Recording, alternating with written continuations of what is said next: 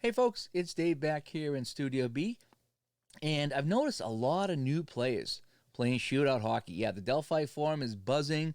The shootout Facebook group is buzzing as well. So there's a lot of new players playing this game. So I thought about doing a handful of short videos showing some of the basics of shootout hockey, maybe some of the different segments of the game as well to get the new guys up and running. If you're an intermediate player, well, this might be a good refresher on how to do some things in the game. And if you're a veteran of shootout hockey, well, I'm going to be talking about some of my tips and tricks that I use to make my game a little bit easier and a little funner as well. So this might be something in here for the veteran players as well. So anyway, let's get down to the rink side and let's do a game setup video today, shall we? So we're going to be using Boston at St. Louis from the 69-70 season. And we're going to get our offense and our defensive rating for each team. So let's clear out what I did before, and let's start fresh. So the first thing you're going to notice on the team card is each team has a home and away rating and a split rating. Not every team has a split rating for home and away, but most do, and that's what makes this game really fun and unique, is that you have to roll to see if a team brought their A game or if they didn't bring their A game. So Boston's on the road. Maybe they didn't get a good night's sleep, and so they're not going to bring their best effort. St. Louis, maybe they're looking ahead to the next game, so they're not going to bring their best effort. You never know, and that's why you get this role in the game. And this is my favorite feature of the game is the different variables for home and away, and also with the goalies too. So if you look down here at Cheevers and Johnston, Cheevers is a C.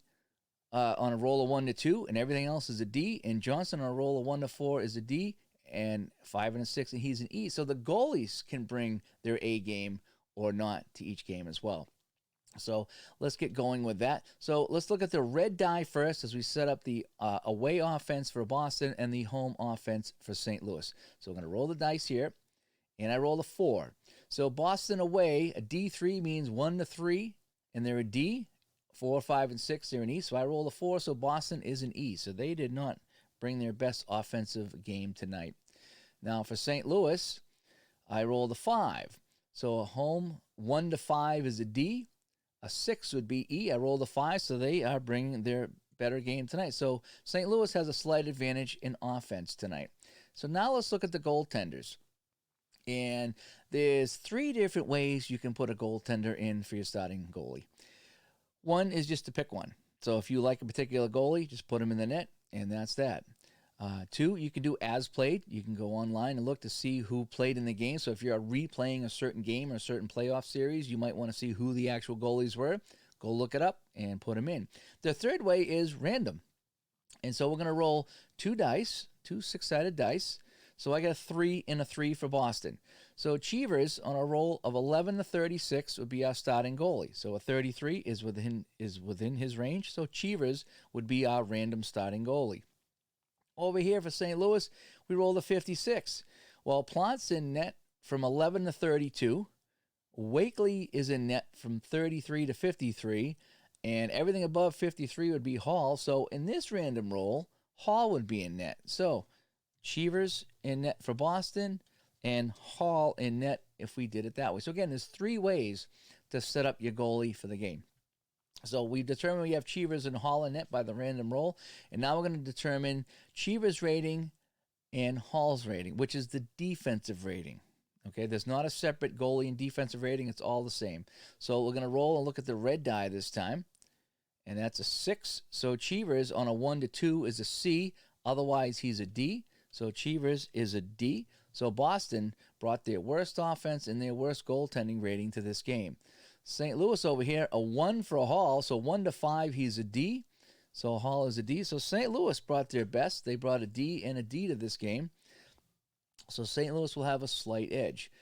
And so now let's take a look at our chart here to get our scoring range. So again, in the game, you'll get this chart here. At the top is your dice rolls, and at the bottom is your fast action card. So we're using fast action cards in this game, so we're going to look at the bottom of the chart. So the first spreadsheet here is away. So the away offense is E, and they're shooting on St. Louis goalie of D. So an E on D is 1 to 17. So Boston has a scoring range of 1 to 17, and you add 15 for the power play.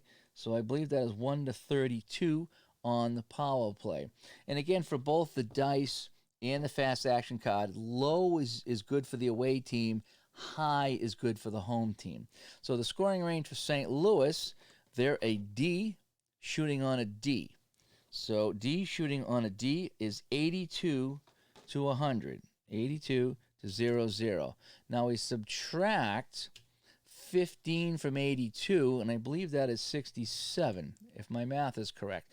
So that is our scoring range for this game here. So we've determined our offensive ratings, we've determined our goalies ratings, and now we have our scoring range all set up to start rolling dice or flipping fast action cards. In this case, we're flipping fast action cards, and we would check over here to see if it falls into the range as we play the game. So anyway, that is how you would set up the game. And now you're all ready to roll to see who's going to win. So that's a basic gameplay setup, and I'll be back with another video on Shootout Hockey next time here from Studio B. I'm Dave. Talk to everybody later. Bye-bye.